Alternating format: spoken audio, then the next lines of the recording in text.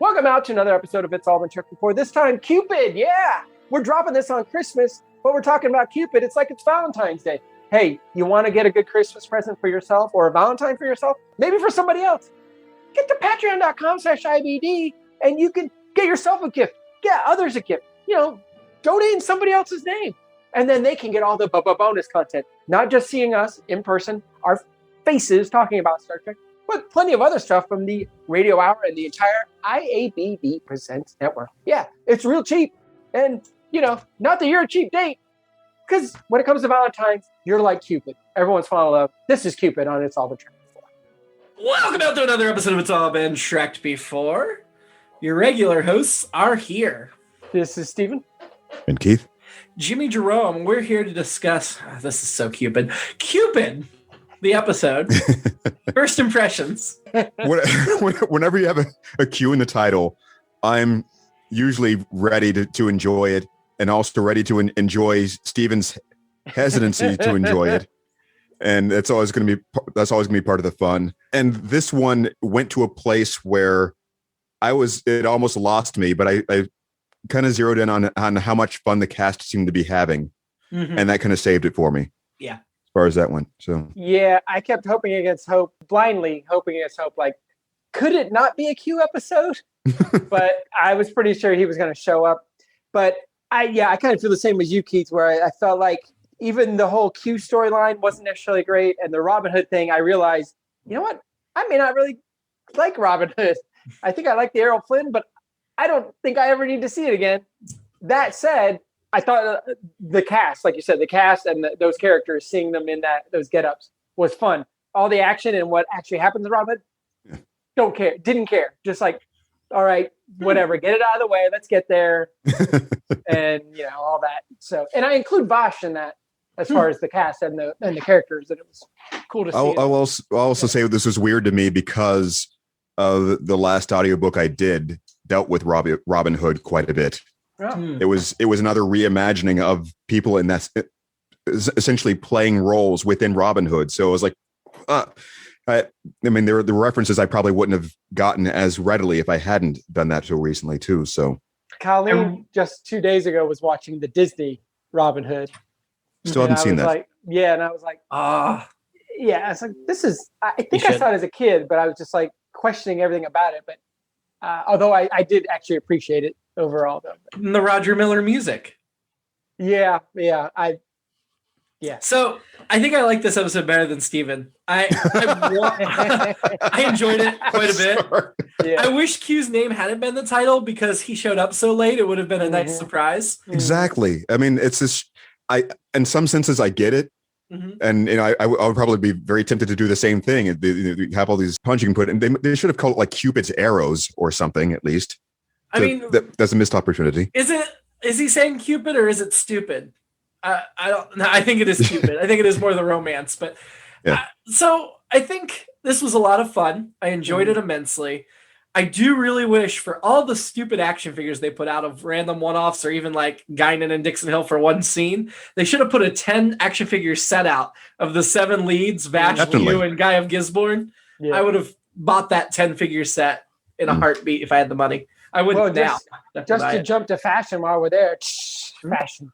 I mentioned last week how everything Crusher was wearing was off the shoulder all of a sudden. And again, in this episode, it's not totally off the shoulder, but she's got that sweater on that's when she's talking to Bosh. That blue sweater. Like the sweater in my background. The one you can see, you Patreon folks can see right behind Keith.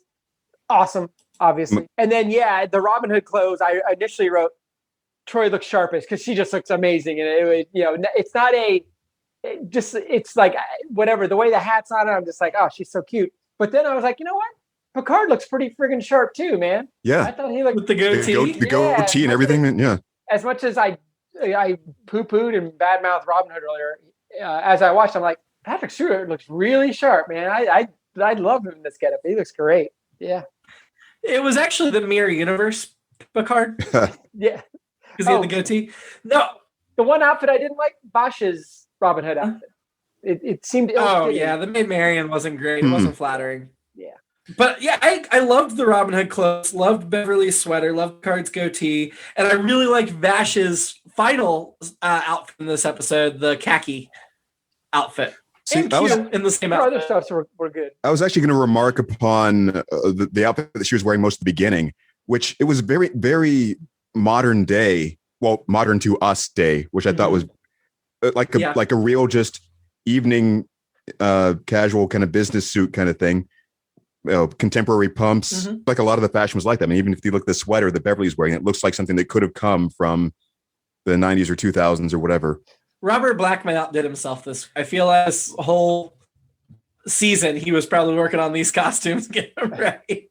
But that's I realized what I was thinking about then earlier during the episode is you think we would see more of that sometimes. I mean, obviously you want to, this is the future. So you want to say there's all this, crazy future fashion, that they've moved beyond these things. But at the same time, if you think about like how long we've been wearing certain kinds of suits and tuxedos and how long those have been around, and that just sort of stuck as like the thing, you would think that they would sometimes go retro in that respect. And well, Keith, we mostly see these guys at work. So yeah, there's that. But yeah, Picard's pajamas seem like futuristically retro.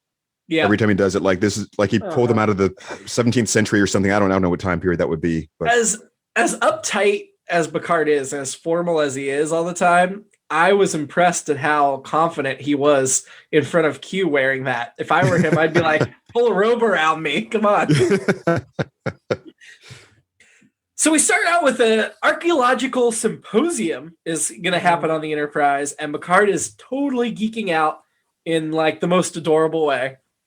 Yeah. Because he is an amateur. He has this other career, but he's also like a very advanced amateur. Like I get, based on his reputation as a Starfleet captain, how he could get this speakership because he's so active in that community, plus this other thing that makes him notable. It's a great. So he's experienced with ships, so they would. Yeah. I found it believable. It just, You'll appreciate that at some point later when you listen to it back, I think. I got you. So Picard's in his quarters and he's looking at the Ryza statue when coincidentally Vash just shows up in his quarters, which I thought was Q making her appear there at first, but apparently not.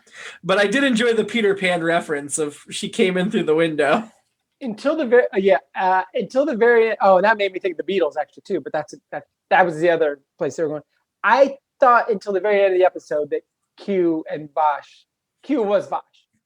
Oh, that would have been a great alternate episode. Which would have been hilarious, I think. But. My first note was, and this goes back to titling things this way and setting too many expectations. I couldn't buy it. I was like, I kept expecting her to morph into Q at some point. Mm-hmm. Which then we're into a consent issue, I think. See, that never occurred to me, but I did enjoy the line where Q said, if I'd known how taken of her you would have been, I would have appeared as a woman like her. Yeah. And that was where my mind was going with alternate episodes, is I know people ship Picard and Q. I know some of them do. Yeah. And I think that's a reasonable ship to make, because Picard never seems 100% straight, and Q definitely is at least bi. I don't think he even thinks of genders in those terms. He's just like, whatever. I mean, does he even have sexual desires? I mean, that sort of occurred to me at the if we're jumping ahead to the end. Is this even going to be a romantic episode or a romantic relationship between them, or is it strictly him being fascinated with this human being? I mean, we meet his romantic partner in Voyager, who is a Q. So, yes, they do, but that could be retconning things down the road. I still would have appreciated the heck out of seeing Q and Picard romance, whether it was contrived or not. Right. Do you really think that Picard isn't straight? I mean, is he giving off that kind of... I think Picard could very well be straight. But yeah, I don't think he'd bat an eye if a man hit on him in a bar. I think he'd roll with it. I'm not saying he'd go home with him necessarily, but I think he's loose enough to have a conversation or whatever. And I think that's why Patrick Stewart ended up playing Frasier's boyfriend at one point on Frasier. Well, I don't remember seeing that. Patrick Stewart starred in that movie, Jeffrey. I don't know if you've ever seen that. I'm familiar with it. I don't know him. Yeah, it was a pretty good movie. I felt like I tried to think through Picard being like, oh, you're terrible and he's duplicitous and this guy's terrible and I don't like this Q. And I was like, well, there were the episodes where he killed people.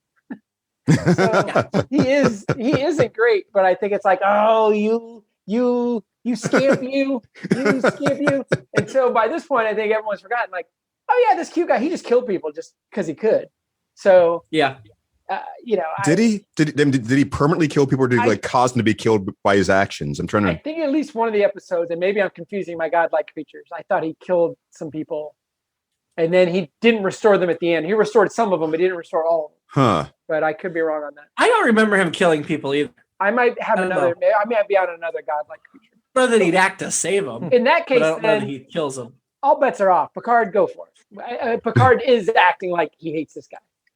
Because he is, but he also acts a little bit more. I mean, yes, obviously, clearly hate, which is why it's so easy to ship them, because hate and love, it's that thin line there. Right. But I do think Picard calms down and accepts the situation a bit later, which is nice. Well, though we're getting way ahead. I've got more notes back in the scene where Vash shows up. Just so exhaust or maybe go too far with the romantic comedy aspect, but up until recently, that's the way most romantic comedies work. The guy kept showing up and like, oh, you're gonna like me eventually. You're gonna like me eventually, and eventually he's won Picard over. No matter how much Picard resists. I mean, I don't think he ever wins Picard over in this. Yeah, I don't know. We'll have to wait for the series finale, which I have not seen, but Q features heavily in. That romantic comedy trope, and this is going to be a longer discussion that we can probably have over multiple episodes, really. But that ties into a lot of what we've been talking about as far as having to change our outlook on things. Dated references, dated tropes, dated paradigms. Just like I regret thinking back. Sorry. While I was thinking about this episode, it made me think about those kinds of things we used to watch growing up. That kind of persistence pays off. This is what you're supposed to be doing. This is the appropriate way to behave in these situations, and I do not like that in retrospect. Having that sort of indoctrination. I know many romantic gestures I made that I'm like, nope, those weren't romantic gestures. Those were just creepy. Yeah. You're a weirdo, and I mean, speaking of romantic comedy cliches and everything, my alternate episode would either be Beverly as Maid Marian, even though I really love Vash, that dynamic with Picard in this. But anyway, Maid Marian, I love Beverly and Picard. Or to go even more cliche, like he's seeking after Maid Marian, but then one day he realizes that the once was really her all along. The friend, the buddy beside him, shakes off her hat at her, shakes her hair down, and then he's like, "Oh, you're pretty. I forgot, or never noticed." Those are the tropes I still have fun with, I think. Yeah, I did love seeing Vash. That was my first note. My alternate episode is, instead of, and this leads to another discussion, which I think we may have had before. In my version, he puts them into Star Wars Episode 4, New Hope, and Vash is Leia, and Picard is Luke, and Worf is Chewbacca, etc., etc., etc. And that's the way. That's Who's the way. Han? Oh, Riker. Obviously. Riker. Yeah. Obviously. So, which begs the question: in this universe, Star Wars exists, right? It has to. Yes. Right. Yes. So it would. How come they never reference it? Because it's not that good. But it gets forgotten before the 24th century. Yeah. That's fair. I don't think that's going to happen, but that's fair. It's really popular with fanboys that saw it as a kid, but it's a movie series, so I can't see future generations getting into it the same way that the present. I don't know. These kids keep eating it up. Kids these days, every day. Well, they make new ones. They make new ones, and there's new kids that are impressed with it. But if they stop making new ones, I think it could die off. Well, they're going to reboot it every 70 years or so. Or, reboot it? Well, the Enterprise crew is just better than the Enterprise only watches MCU movies. Oh, I will say this. They're on phase 738 by then. Yeah, we got a plug on with the Star Wars Minute guys last week, and later in that, in their weekend edition episode, they were looking up something on the Star Wars Wikipedia, their wiki, Wikipedia. Yes. And they referenced Memory Alpha, the Star Trek one, and they were both like, you know what? The Star Trek one's really a lot better put together. It's like, yep. Here's what this is. Here's some background. Gets into it, and there were a couple things they were looking up, and they're like, yeah, it just says, oh, that's the name of this planet. In a discussion, they're like, and then they were like, yeah, it makes more sense that the Star Wars one, their fans would be like, no, we got to get this exactly this way. The Star Wars fans are like, this is good enough. And The Star Trek fans are actual nerds. So, yeah, and I don't mean that to disparage the Star Wars fans, but I think the way they said it, and as we've discussed, I think that's exactly right. It's just, yeah. I think that, but I think the material lends itself differently to that sort of thing as well. That's true too. Yeah. Depending upon when these Star Wars references come up, you don't really get much detail to go on until you start exploring all especially like the cartoons later, the ones that are currently being out. I mean, these facts like didn't even exist. They were just sort of like a half-hearted or half offhanded mention. Back to the beginning of the episode where we meet Vash, because I still have multiple notes from that scene. Me too. Yeah. I don't know why Picard's surprised to see her in his quarters, because obviously they never lock the doors, so anybody could just walk in at any time. Huh. So Beverly comes in because she's got existing plans with Picard, because apparently they often have tea together, which excited me because we get so little movement on the relationship. That's good to know there's been a bunch of stuff happening off camera. No, hold on. Did they say that that's why she was there? I guess I missed that, and I inferred that maybe she was supposed to be his date to the conference or something. No, she mentioned that I have plans with him. We often have morning tea together. And he opens the door. She doesn't bust in, right? And Picard looks so guilty when he opens the door to her. And just like the whole time, it feels like he asked one girl out and then the other girl shows up. Yeah. But that's not how it happened, but that's the way he treats the whole thing. Mm-hmm. So when he's introducing them, I just love the way they played it. I have it's written here, Dr. Beverly Crusher, when he's introducing her to Vash, and when they agree to do the tour, just that look she gives right there. Yes, of course, perfect. This is. There's nothing wrong with that, is there? Well, is she doing that to get information on Bosh, or just to stick it to Picard, or both? I think they're both enjoying how uncomfortable. The tour, yeah. I think they were both enjoying how uncomfortable it was making Picard, and the whole tour thing, and just like, yes, let's go, let's dish, let's do whatever, and leave him to wonder what's happening. So they did it, right? Bosh and Picard. Yeah, they did it in the episode. Oh, we basically saw probably because again, you guys know how much I love, and by any other name, when jump cut to Kirk putting on his boots and the alien, or whatever she is we'll call her an alien. Like Barbara Boucher is brushing her hair. It's like they had sex without telling. And this one, it's like, oh, breakfast. So obviously, maybe, yeah. I'm going to say they did. But so did they have sex during Captain's holiday? I don't remember. We think they did. They only brought one bag, and they definitely acted 2 pillows. And the familiarity of her touching him later. Mm-hmm. Yeah. I mean, nobody says we had sex. Right. Sex. Right. Well, some things you don't need to be told explicitly to know it. Well, and that's where I kind of have a problem with Vash getting mad about Picard not telling everyone. I mean, I think he's just being discreet, I don't want to tell anyone about this woman that I had sex with on this planet on my vacation that's never been around since then and never sends me at least the courtesy of a subspace message. See, I think Vash and Picard had a connection. Had like a connection more than she has with other men she runs into. Like, I feel like it was a special connection, and of course she'd be offended that he didn't tell his friends. And it's not necessarily that he would open with, I met this woman, we had sex. Right. It would be I met an amazing woman. We had a great time. She helped me enjoy this vacation. She was intriguing.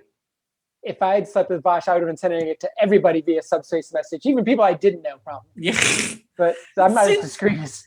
Yeah, I see her hurt feelings because obviously, if she probably thinks if Picard never mentioned it, that it meant more to her than to him, and of course that's going to react negatively. They're familiar. They had a real good connection. Did she tell any of her friends? She probably doesn't have. She's moving. Right. She's too intrinsic. I agree.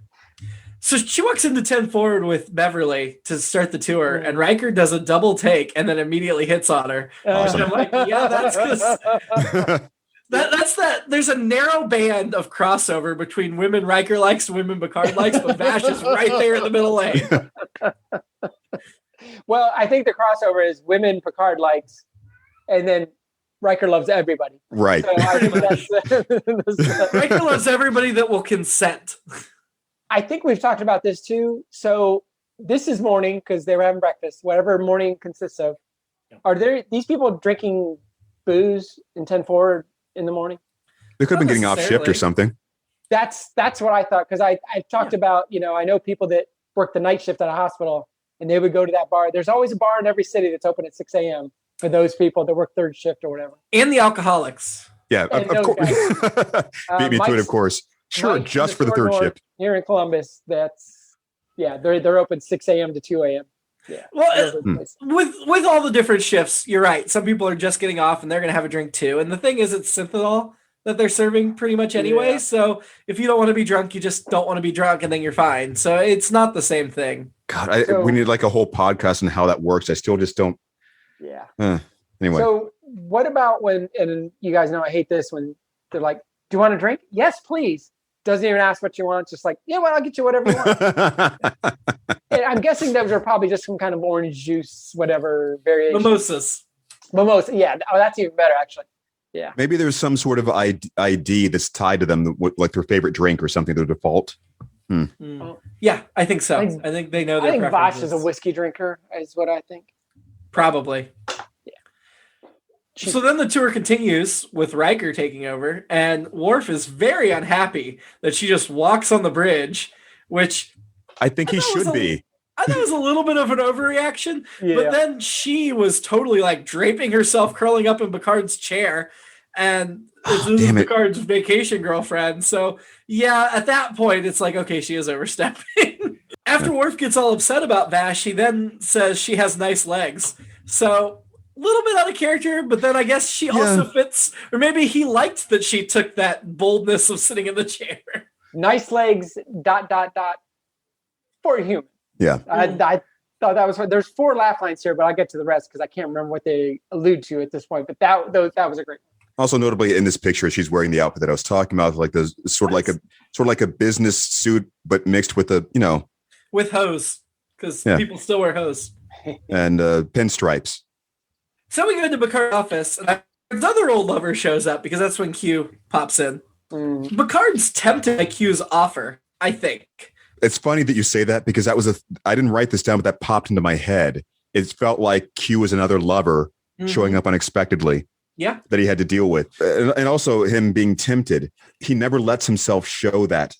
I mean, maybe you might see it on a occasional like a Geordie camera look away from the character sometimes, but it's just something about the whole he's a very private man trope that they're doing throughout this entire thing. He will never let himself show that he's tempted by something like that. But he as a human being, he probably would have to be. And I think you can see in Patrick Stewart's face, there's a couple places he pauses just a little. And I think that's him showing the temptation. Actually, that's my next laugh line, which is Q's going on and on about blah, blah, blah, and then he's like, I have a debt to repay. And Picard's like, a debt? Yes, to you. And it gnaws at me and it interferes with each of my days. And Picard says, I have no idea what you're talking about. And I just thought that was hilarious. I was like, neither do I. Neither do I. You don't? That was the previous episode. I mean, I do, but I'm still like, it doesn't seem like that big a debt.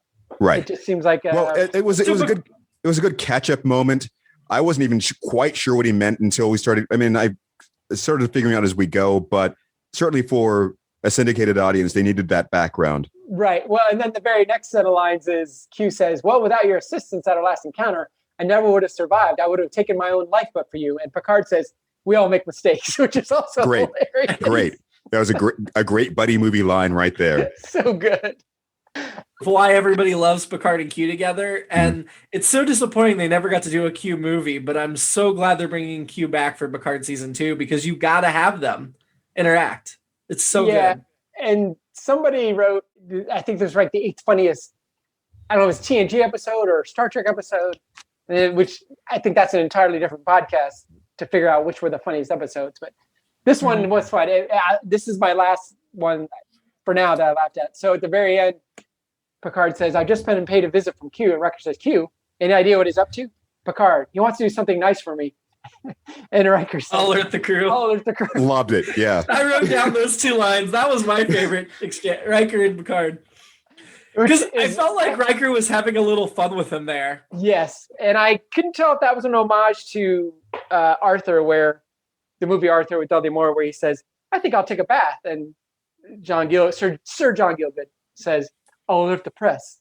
But this was also, "I'll alert the crew that that's trouble if he's trying to do something nice." Also, so yeah, this is more of like a usual suspect spin on the line of kind of like a, well, he's here. Let's just run the drill. We know what's going to happen. They were hilarious. So while we're on this conversation, sorry, I'm commandeering things now. I know why he did, kind of, but why would he turn down Q's offer to go to Tagus? It's you can't. I mean, he can't trust him. It's very much like that Hades thing. You can't go there and eat any of the food or drink because you'll be trapped into something. He can't be. Yeah. That makes sense. I feel like he thinks it would be betraying his morals to give in to Q in any way. Yeah. And if you give him an inch, he's going to take a mile. So it's not worth it to give him a little bit. I guess in my brain, I was just thinking, well, but if you could learn all that stuff about what happened rather than guessing and having theories, I know Q would ruin it, but I would have liked to see a little more. The thing is, would he though? I mean, we know that. I think he keeps a letter of his word for the most part. He's that kind of deal with the devil character. You know, it's just like they have to be bound by some sort of internal moral construct. Well, I'll make another topical reference, and I think I've done this before. To me, Q is the Great Gazoo. If you guys remember him, Flintstones, yeah, because he shows up. He's got these powers. He's from another planet. And he wants to meddle in Fred Flintstone's life.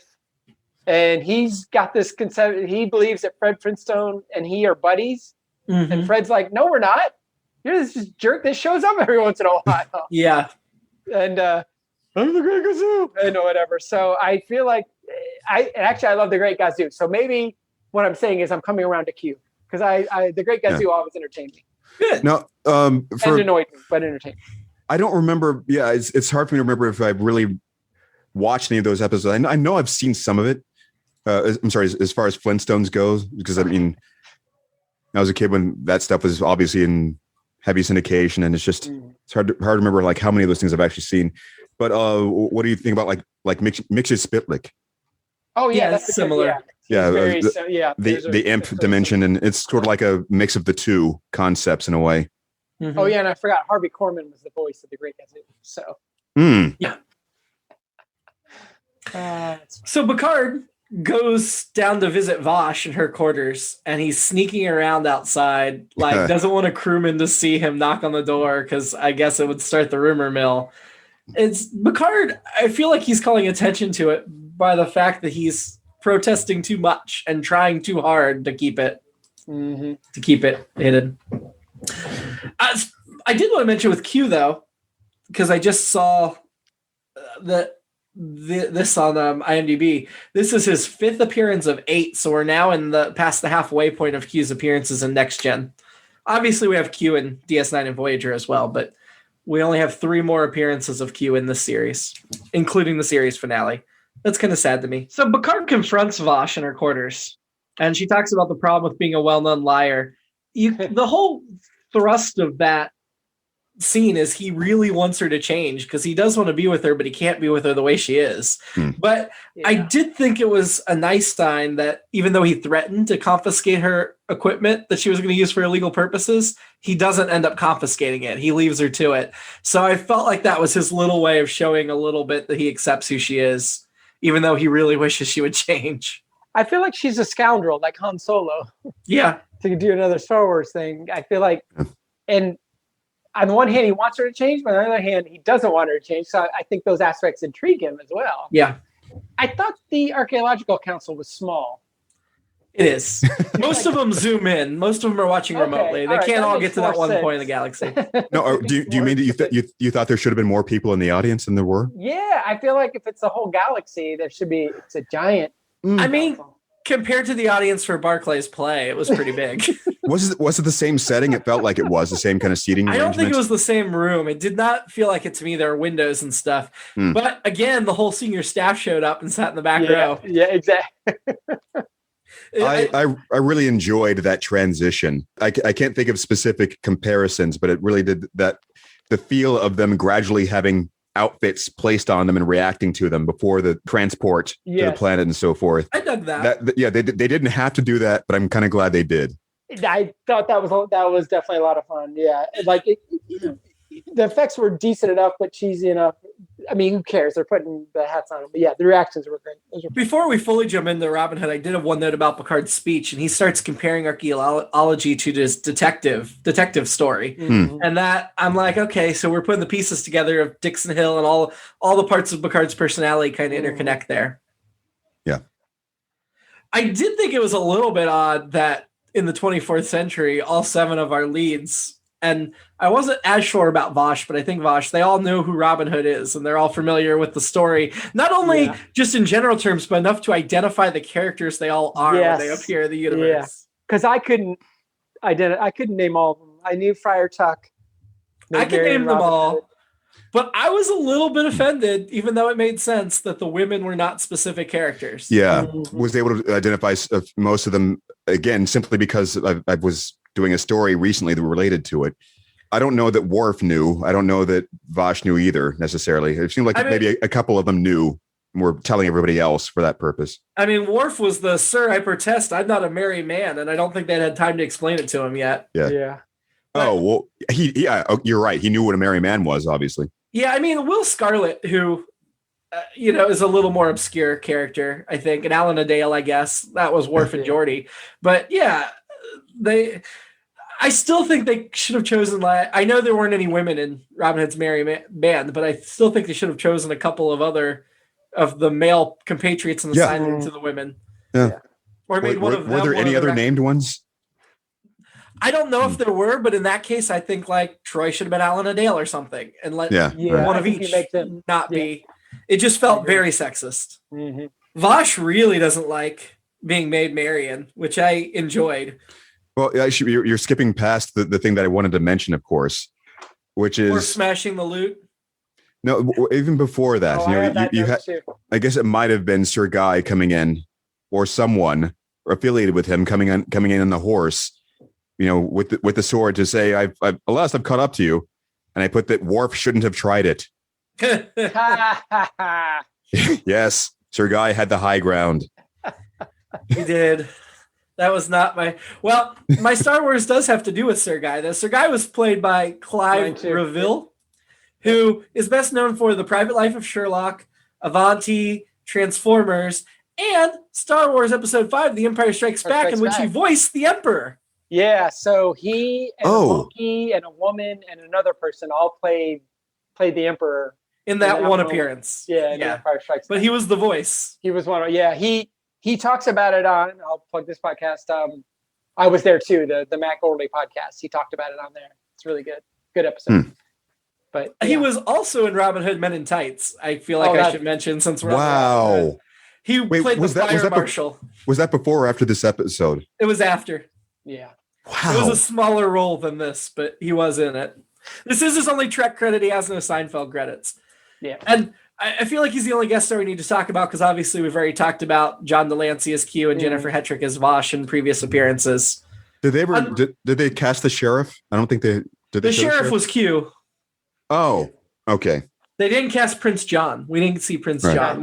But see, I kind of feel like if they made this parody today, they probably would have made Clive Revelle play Prince John, but doing Guy of Gisborne was truer to the story, and I appreciated that. Yeah. I just feel like after the Disney version, Prince John's the more well-known villain from that, along with the sheriff. Yeah, the Worf breaking the guitar, the lute, to go back to that. Yeah. I thought that was definitely an Animal House homage, because he even does the John Belushi line. Sorry. Oh, I didn't know. That's nice. It probably was them. Yeah, whatever the song was there, the song wasn't the same because the song in Animal House is by Stephen Bishop, who I think won an Oscar for the song in Tootsie. But I gave my love a cherry And then Belushi comes in, smashes it, and then hands it back to him and said, "Sorry." And then that's it. They're on the next thing. But yeah. Equally fun was Troy shooting Data with the arrow. Yep. Yes. That could have been like stupid, but it was well done. He explained the science of why he wasn't hurt. And yeah. It's just fun. The crew had nothing better to do than just get into it. It's like, we can't do anything about it. Let's have some fun. Let's practice. Let's do something. Yeah. I appreciated that the episode slowed down enough to let them do it. Yeah. Yeah, because like I said, to me, the actual rescue and all that, don't care. I know what's going to happen. Wasn't that interested, but all those aspects I liked a lot. I also was glad the Xena sets were available that week. the design and the yeah. I just didn't catch it. Like the castles or the forest or yes. And yes. But Xena didn't come around until 95. But I feel like maybe Xena used the TNG sets. I don't know. maybe. I didn't investigate that far. Guy, when he's talking to Vash, calls her my child, which is super creepy for a woman he wants to marry in bed. Yeah, I mean, Clive Rebel, I feel like is a lot older than her there, obviously. Right? Yes. Clive, yeah, but yeah, you're right. I thought he did excellent as Guy of Gisborne. He was appropriately creepy. Mm-hmm. I wrote down when Picard shows up alone, what kind of plan is that? Which is pretty much what she says too. I mean, why? I guess he doesn't want to risk his crew getting hurt, but at the same time, it's like, seriously, dude, you use what you got. You got your crew. But it seemed like it almost would have worked if she'd just gone with him when he said, like just let's go out the window. They would have gone. I mean, yeah. It was humorous though when he picked her up over his shoulder. Yeah. But then were you the double shocked? swivel, like whoops. Yeah. But then were you shocked when Marion betrayed Robin Hood? I mean, that's where Q became intrigued by her. But for Vash, it totally made sense in character to betray Picard there. Yes, exactly. Again, referring back to the story that I was talking about that I was doing. I mean, it seemed like I think that she was supposed to pretend anyway to help capture them so that she could help them get away and escape with them at some point later on. But Picard and Vash do argue like an old married couple when they're coming out to be executed. When the Red Hoods went past the camera, I was like, yeah, I know who that is, and I know where this is going. It was so obvious. Oh, right. Because that's what happens in Robin Hood is they put the hoods on and they sneak in. I must have been looking away. Picard by the time they actually get to the fight, Picard seems to be having a blast. So do Geordi and Crusher. That's what I was I'm sorry. That's what I was referring to earlier. Just that scene was starting to lose me. And then I saw their faces. I saw the way that they were interacting. I saw the way that the choreography was going. And I was like, okay, they got me back. I mean, Troy didn't look happy in that scene, but she looked happy in the shooting Data with the arrow scene. But yeah, some of them, especially Crusher and Geordi, were clearly having fun.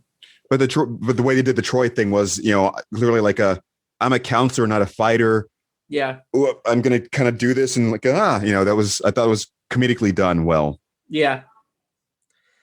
Q paid his debt to Picard by exposing Picard's weakness. That is the most Q thing ever. Right?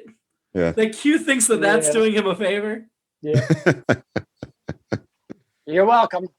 I think it works even better because of the way that it ended up, going off with Vash on adventures. Sorry, Vash on further adventures to study and to understand what is going on. How I understand, there are more layers to humans than these straight-laced Starfleet officers.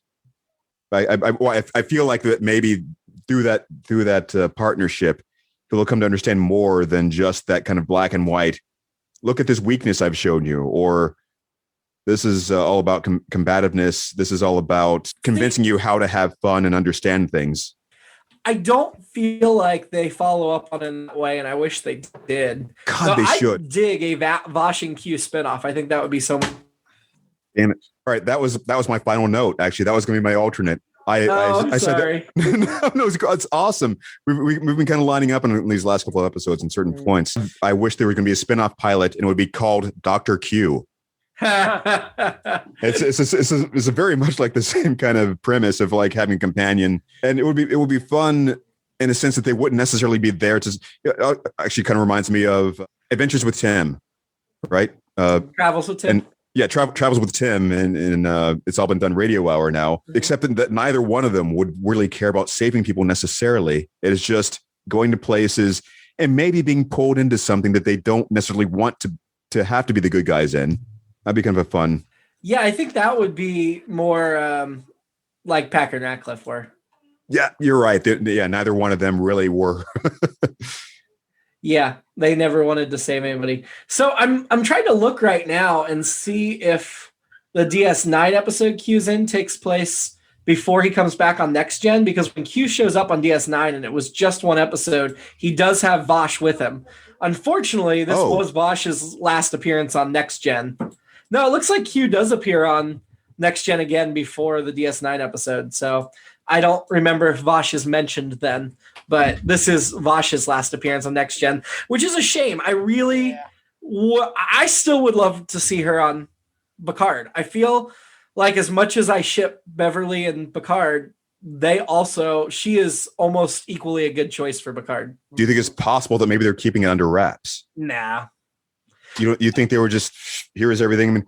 I mean, I wish to God I didn't know about Q coming back in season 2, but it's there, and it's just, I mean, I'm glad that they're going to do it, but Jennifer Hetrick doesn't have any acting credits. Well, she's got one acting credit in the last 10 years. So I don't think she's really maybe I don't know where she lives now. Maybe she came back to Westerville, Ohio, where she's from. Huh. Interesting note, and I saw this accidentally when I was looking up this episode. At the time of this filming, Patrick Stewart was engaged to Jennifer Hetrick. Yeah, somebody mentioned that on our Facebook page, and I was like, that doesn't sound right, but I didn't look it up. That's fascinating. I did. So apparently he got divorced around the time they did their first episode together. And then they started dating and got engaged, but they didn't go through a marriage. Wow. I could not find enough story to know like if they started dating right away after the divorce or anything. Back then, the stuff wasn't like tabloid covered all the time. But he got divorced around the time, just looking at dates around the time that she was on before. God, there's just the whole actor thing. Is that why she never came back? Is maybe because after they called off the wedding, let's not hang out anymore? You're probably right. I mean, she did come back on DS9, but yeah, maybe. I mean, I don't have much experience. Yeah, he wouldn't be there, so.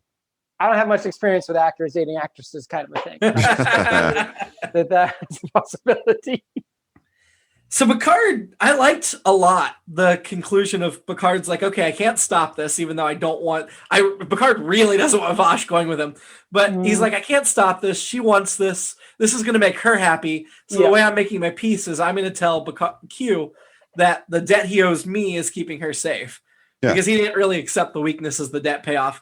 And I do think Q would take that seriously as the debt payment, because, Q was kind of like, I paid off your debt, right? Huh? And this is Picard saying, no, here's how you pay it off. Yeah. But I thought that was a really nice self-sacrifice of Picard of saying, okay, you go ahead. Just keep her safe. I think also that this is a good place for their interests to align, because Q probably wouldn't want to have to admit having some sort of affection or weakness himself for Vash, admitting that he would want to keep her safe anyway. So gives him an out. Sure. I do think their goodbye kiss, Vash and Picard's, was pretty lame. It was not like a great goodbye kiss. I thought that the Q popping in and out was funny about it, but that was funny. But Vash and Picard had a more passionate kiss earlier in the episode. It just was not a good goodbye kiss. Well, I tuned it out, so you're probably right. I was probably taking notes or something. Another alternate, actually. And this is, they would actually show what happened to the rest of the council when the crew disappeared from the conference. So maybe they could show them talking about like how long to wait there or what to do. Sure. Because when they got back, nobody was there. So yeah, I only have one more note, and it's just essentially what we've been saying for the last 40 minutes. Picard and Vash's scenes were great. They're nice, sweet, fun, sexy. Yep. And yeah, it makes sense that they were a couple, obviously off screen. Great chemistry, and the characters were great. I mean, the Bosh character is great. We said that in Captain's Holiday. I mean, that makes that episode too. So, and her going off and disappearing kind of makes sense for her character too. Like, I really dug that guy, but I got to do this, and he's the same way. He's like, I really like her a lot, but I'm not ready to retire, which obviously we'll get to eventually. But so I really enjoyed that. So this was a nice callback. And the cute part too, Q's going to still be my most annoying, but I enjoyed him a lot. So the episode was directed by Cliff Bull, one of our regulars. Story by Randy Russell and Ira Stephen Burr. Randy Russell is best known for, only has 4 IMDb credits. This was the only Star Trek credit. Also wrote screenplays for All's Fair and Face the Music. But then the teleplay was by Ira Stephen Burr, which he's great with the continuity. Like I said, he's one of the driving forces behind DS9. I think he ends up being the showrunner of DS9. And no wonder if he goes over to DS9, he's probably like, hey, can I bring Vash and Q back? Because I enjoyed that. That's where I'm assuming they made it over there for. He's also a guy who no one can say, hey, Ira's coming over. It's, hey, Ira Stephen Burr is coming over. Yes, you have to say the full name. You do. You do. So annoyance of the week. Steven already said Q. Yeah. What about you, Keith? He might change his mind. No, to come back to me, I hadn't thought it through. Like, who would be annoying? I'm going to go with Picard for the 3rd time this season. I swear I've chosen Picard more than anybody else in the series, even though I dislike Geordi. And I'm going to say Picard because he's just acting like a fool. He's got a beautiful woman in front of him that cares for him. 2, if you count Beverly, and I do. And he's just not doing what he should do. He's just being a tool. So, Picard. Wow. No, that's a really good reason. I would have to agree. I was thinking earlier though about how much I kind of relate to him, in the sense of I understand that kind of I don't know what it is. Just I feel uncomfortable showing certain kinds of affection, especially just that kind of the very private man trope, I guess. And, I'm not private, so I think that's why I don't understand. Sometimes to my detriment, probably often to my detriment, in certain relationships. Sure, including the one that I'm currently in with my wife. So you're married? You're so private. I didn't even know. Yeah. No, it's funny because why don't you tell anybody? What, are you ashamed? You never tell anybody. When we brought up the Patrick Stewart's life, it never really occurred to me to look into whether or not he had been married or whether he currently was or what had been going on. He's been married thrice. Wow. Just like Shatner. Never occurred to me. Hey, you should bring her on the show, Keith. Picard's wife or Patrick Stewart's ex-wives or no. You know what? Actually, I meant your wife, but you know what? That's a great idea too. Well, eventually we will. Anyway, no. All right. So yes. All right. I guess I'll agree. And Picard was my annoyance for that reason. Excellent. Who do you want to have a drink with? Bosh. I know it's easy. It's simple, but yeah. I mean, especially after she travels with Q, I'd love to have a drink with her because for above the obvious reasons, just hearing about her adventures would be cool. And I feel like she'd be a really good, charming conversationalist. Yeah. But I wouldn't be as foolish as Picard is around her.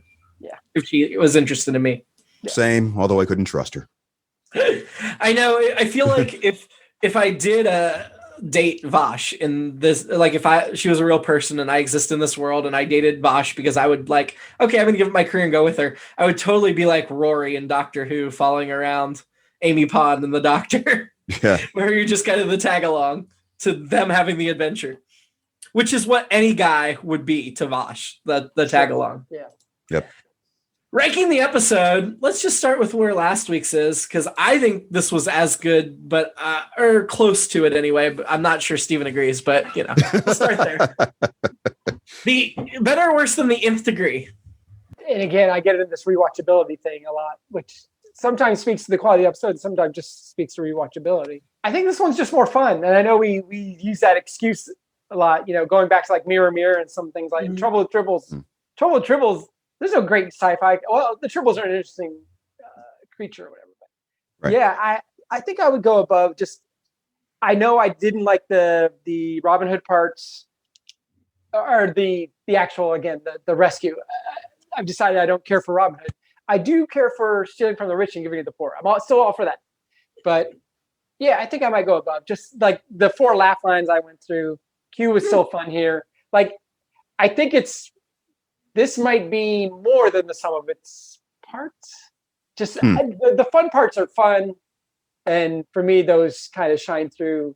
Like, I don't care about Q's debt, but and there's relationship stuff going on here, which we talked about. Even if it's not revisited. Well, Q's revisited again, but Bosh isn't. So I think I'll go above. I'm shocked. Yeah. I thought I had fun, and then I realized laughing at all that stuff, I did have fun. So. I love Robin Hood. I even watched the 2-season British thing with Sean Connery's son. So I found the Robin Hood parts charming. I kind of wish that had been the whole episode. But I could have gone either way, above or below, honestly. So the fact that Steven's like, it's above, I'm like, wow. Did he like this more than I liked it? Because I liked it. Interesting. Keith. You can't really argue with that, can you? I mean, that is, especially if Steven's saying it under the circumstances. No, it's just... No, there's something specific you said that got me. Greater than the sum of its parts. That phrase I think was very apt here. I honestly could have gone either way, but I wouldn't have gone any lower than that. Like I could have put it below the nth degree, but I wouldn't have gone below Brothers. So now we can talk about possibly going higher. Above the nth degree is First Contact. I would go below First Contact, probably in large part because I had such a low opinion on First Contact and it impressed me so much more than I thought it would, that surprised me in a good way that makes me want to keep that one higher. Yeah, First Contact is one that just deals with, I think it's dealing with what we talked about for all of our seasons out here, the Prime Directive or whatever, First Contact and all that stuff. Yeah. Yeah, I think I would probably agree with that. And, it had some very, very much of its time aspects, but I still thought it was really solid sci-fi. Yeah. I remember the other thing that was influenced my decision about this episode too, which was that there's a confluence of continuity that I really liked. Yeah. More Q and more Vash, which is just unusual and unexpected, especially because they made it seem like this dropped romantic line for Picard. So well, and I think another thing it just dawned on me. Obviously, it was in my notes, but I've complained at times where it's like you've got all this stuff running an episode, and then it's like, oh, we have to throw in this peril. It's like, no, we have all this other stuff to take care of. We don't need this peril thrown in. And this episode was like the entire the whole Robin Hood peril was a false construct. We knew that. I felt like Q was trying to at least give them the impression that it wasn't false and they could actually be beheaded, but not for a second did I think he'd let Picard get beheaded. Exactly. Yeah, I agree with you. The lack of peril was pleasing. Mm-hmm. So we're putting it number 7 below First Contact, above nth degree? I think so. I'm for that. Yeah. 2 solid episodes in a row. Very solid, in my opinion. I did not expect that going into these, and I was very, very pleased.